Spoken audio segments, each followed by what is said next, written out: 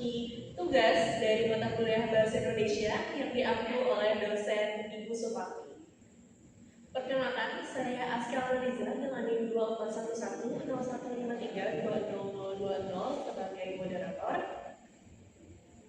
Saya Ali Azhar Rizky dengan NIM 24110115220031 sebagai pembicara satu pihak afirmasi. Perkenalkan, nama saya Armina Naranasuta dengan NIM 24110115120015. Di sini saya sebagai pihak afirmasi 2. Perkenalkan, saya Farida Nabila dengan NIM 24110152200015 sebagai pembicara 3 pihak afirmasi. Perkenalkan, saya Yolina Depariati dengan NIM 241101512009 sebagai pembicara 1 dari tim oposisi. Perkenalkan, saya Dioni Salwa Fatimah Izalka dengan NIM 24110115220029 sebagai pembicara 2 pihak oposisi. Perkenalkan, nama saya Aisyah Nur Hidayat dengan NIM 24110115220009. Di sini saya sebagai pembicara 3 pihak oposisi. Semoga debat yang akan kami tampilkan dapat memberikan wawasan baru bagi kita semua. Selamat menikmati. Selamat menonton. Assalamualaikum warahmatullahi wabarakatuh. Shalom, Om Swastiastu, Namo Buddhaya, salam kebajikan untuk kita semua. Yang terhormat Ibu Supati selaku dosen pembimbing mata kuliah Bahasa Indonesia sekaligus sebagai dewan juri pada acara debat hari ini, serta para peserta debat yang berbahagia. Mari pertama-tama, marilah kita panjatkan puji syukur atas kehadiran Tuhan Yang Maha Esa, atas rahmat kesehatan dan keberkahan-Nya lah sehingga kita dapat berkumpul di acara debat Bahasa Indonesia pada hari ini. Selamat siang semuanya. Selamat datang dalam debat yang bertemakan mahasiswa lebih rentan mengalami gangguan kesehatan mental akibat tekanan akademik. Perkenalkan, saya Askia Alriza selaku moderator yang akan memandu jalannya debat pada hari ini. Debat ini akan mempertemukan kedua tim antara tim afirmasi dan juga tim oposisi. Tim afirmasi berpendapat bahwa tekanan akademik merupakan penyebab utama kerentanan kesehatan mental pada mahasiswa. Sementara tim oposisi berpendapat bahwa ada faktor lain yang lebih dominan daripada tekanan akademik. Sebelumnya, izinkan saya untuk menyampaikan aturan debatnya terlebih dahulu. Setiap pembicara memiliki waktu maksimal 5 menit untuk menyampaikan masing-masing argumen. Saya selaku moderator akan memberikan ketukan tanda 1 kali setiap selesai 1 menit hingga detik terakhir. Total waktu debat adalah 30 menit. Mari kita mulai debat hari ini.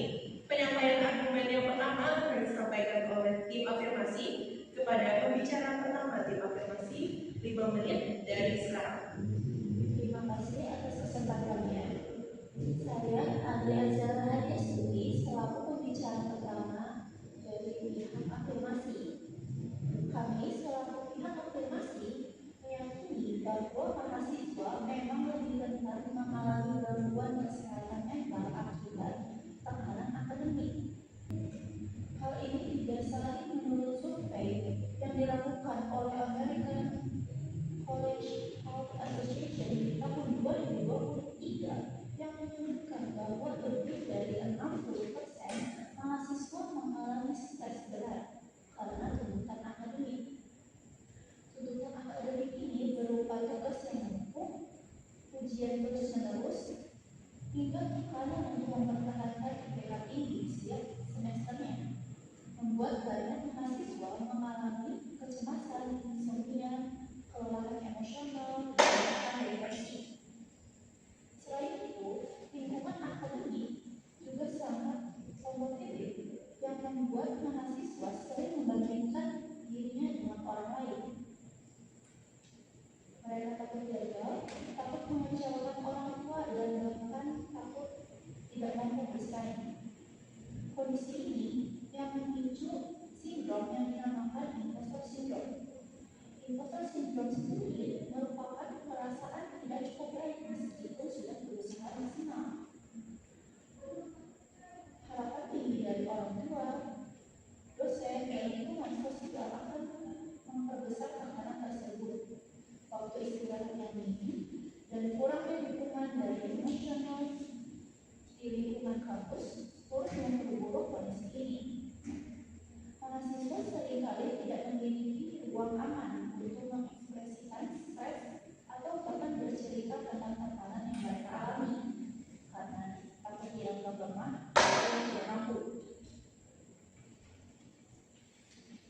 Data juga kami dapatkan dari WHO di tahun 2022 yang menunjukkan bahwa terjadi peningkatan yang signifikan dalam kasus depresi dan gangguan kecemasan di kalangan mahasiswa. Penyebab utama dari gangguan kecemasan ini merupakan tekanan akademik. Ini bukan hanya masalah individu, namun masalah sistem, di mana sistem pendidikan lebih menekankan hasil daripada proses, sehingga banyak mahasiswa tertekan dalam menghadapinya. Selain itu, pada transisi kehidupan menuju dunia kuliah juga menjadi masa yang rawan. Mahasiswa justru harus menyesuaikan diri dengan lingkungan baru, bisa memanajemen waktu, serta tanggung jawab yang besar. Semua perubahan ini ketika dikombinasikan dengan tekanan akademik akan menciptakan beban psikologis.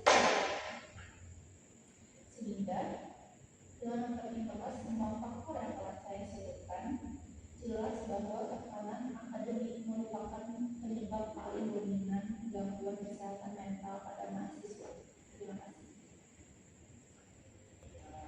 Baik, terima kasih atas kesempatannya. Saya Yolina Devariati dan sebagai pembicara hadir dari tim oposisi menilai bahwa tekanan akademik bukanlah satu-satunya faktor utama yang menyebabkan gangguan mental pada mahasiswa. Menurut data dari WHO tahun 2022, gangguan mental di kalangan mahasiswa justru lebih sering dipicu oleh faktor-faktor lain seperti tekanan ekonomi, masalah hubungan sosial, serta kurangnya dukungan dari keluarga dan lingkungan sekitar. Banyak mahasiswa yang mengalami kesulitan finansial, beban tanggungan keluarga, hingga kesepian karena jauh dari rumah. Sehingga hal-hal tersebut berkontribusi besar terhadap kondisi psikologi dari mahasiswa. Selain itu, mahasiswa yang memiliki jaringan sosial yang kuat, lingkungan pertemanan yang positif, dan lingkungan emosional yang memadai dari keluarga cenderung lebih mampu menghadapi tekanan akademik tanpa mengalami stres berlebihan. Tekanan akademik sebenarnya bersifat umum dan hampir dialami oleh seluruh mahasiswa. Namun dampaknya akan berbeda tergantung pada kemampuan individu dalam mengelola stres, daya tahan mental, serta adanya sistem pendukung sosial yang baik. Dengan demikian, kami menilai bahwa akar permasalahan gangguan mental pada mahasiswa bukanlah terletak pada tekanan akademik, melainkan pada lemahnya ketahanan mental, kurangnya kemampuan adaptasi terhadap lingkungan, dan minimnya dukungan sosial yang memadai. Fokus penanganan seharusnya bukan hanya pada pengurangan beban akademik, tetapi juga pada upaya peningkatan literasi, kesehatan mental, penyediaan layanan konseling yang mudah diakses, serta penguatan sistem dukungan sosial agar mahasiswa memiliki keseimbangan emosional dan mental yang lebih baik dalam menjalani kehidupan perkuliahan. Baik,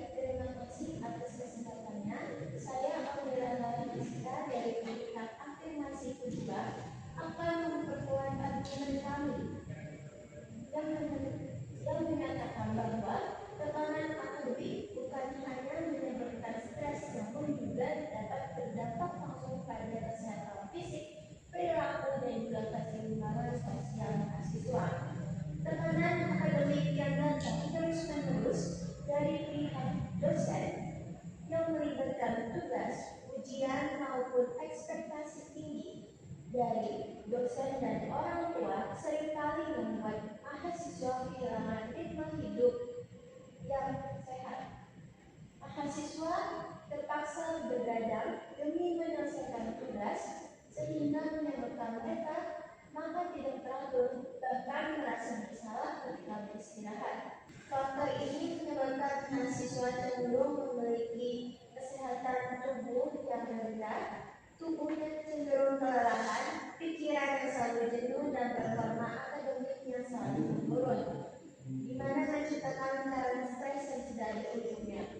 Fenomena kelelahan fisik dan mental yang dialami oleh mahasiswa merupakan bukti nyata dari efek tekanan akademik yang berkelanjutan.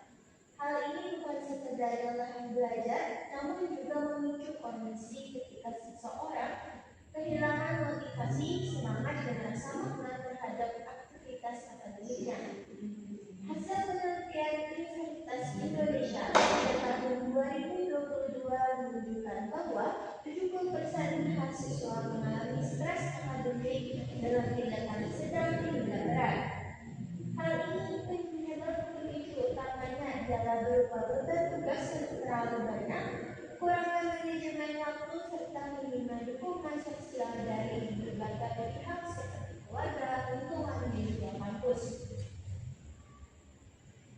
Fenomena ini menunjukkan bahwa tekanan akademik dan hanya berdampak pada pikiran, namun juga berdampak pada kemampuan mahasiswa untuk dapat berinteraksi dan menjaga hubungan sosialnya secara dinamis di lingkungan kampus maupun di lingkungan masyarakat. Selain itu, muncul gejala psikologis seperti cemas berlebihan, overthinking terhadap nilai, dan rasa takut gagal yang jika dibiarkan secara terus-menerus mampu menyebabkan gangguan seperti depresi dan berat.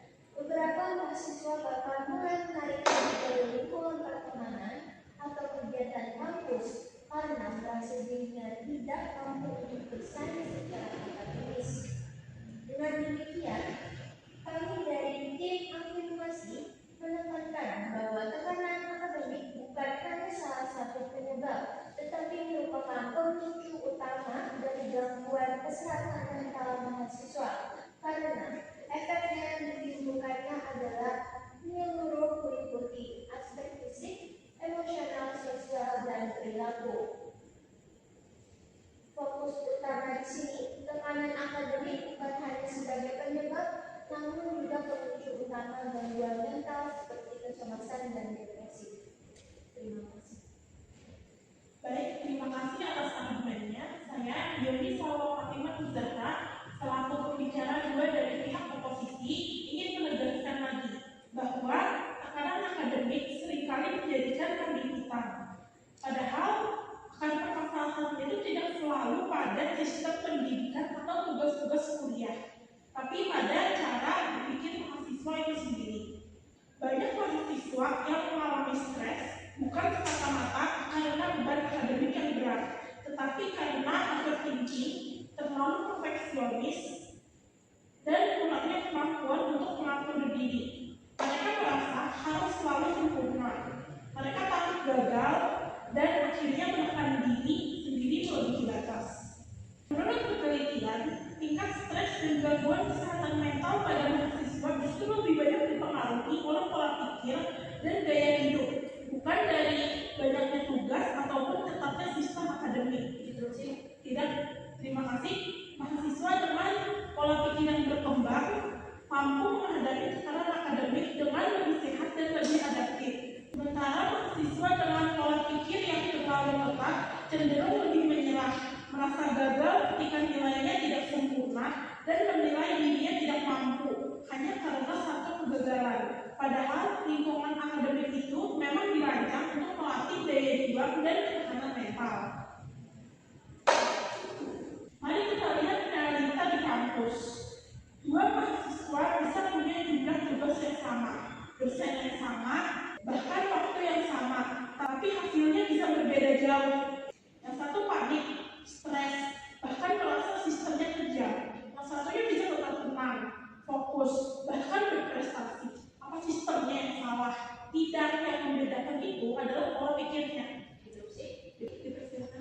Baik, terima kasih atas kesempatannya. Berdasarkan argumen yang telah Anda sampaikan, menurut Anda apakah mahasiswa yang depresi dan mengalami kecemasan mental itu akibat salah mahasiswa itu sendiri?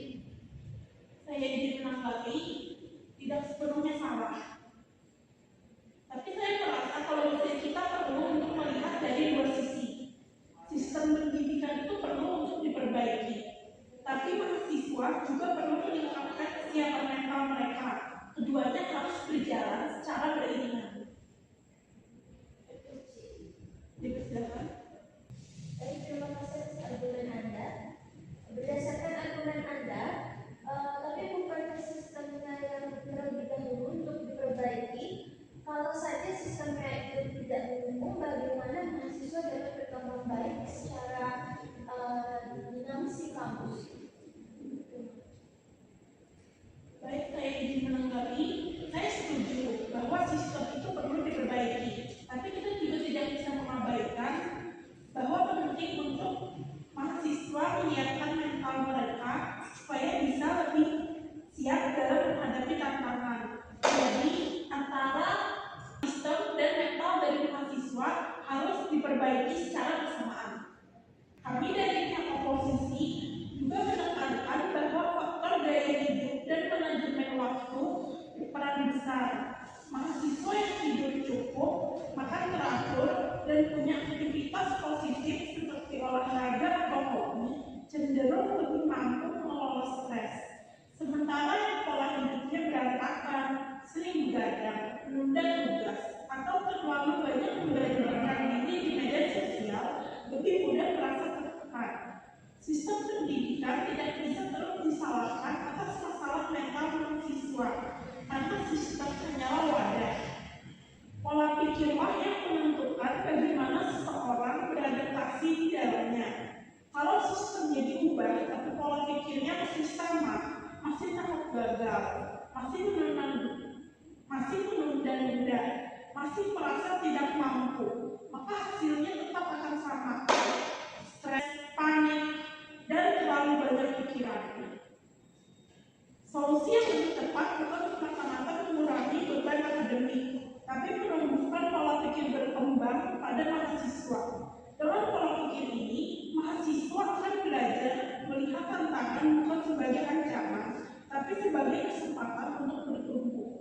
Mereka akan lebih fokus pada proses, bukan hanya hasil. Pendidikan seharusnya bukan tempat untuk menghindari tekanan, tetapi tempat untuk belajar mengelola tekanan.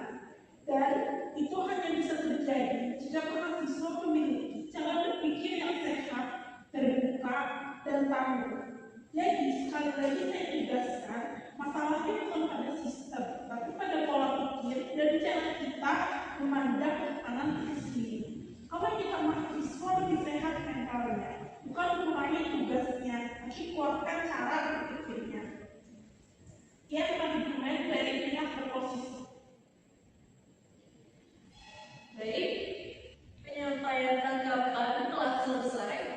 Terakhir, saya persilahkan masing-masing tim menyampaikan ulasan penutup selama 1 menit.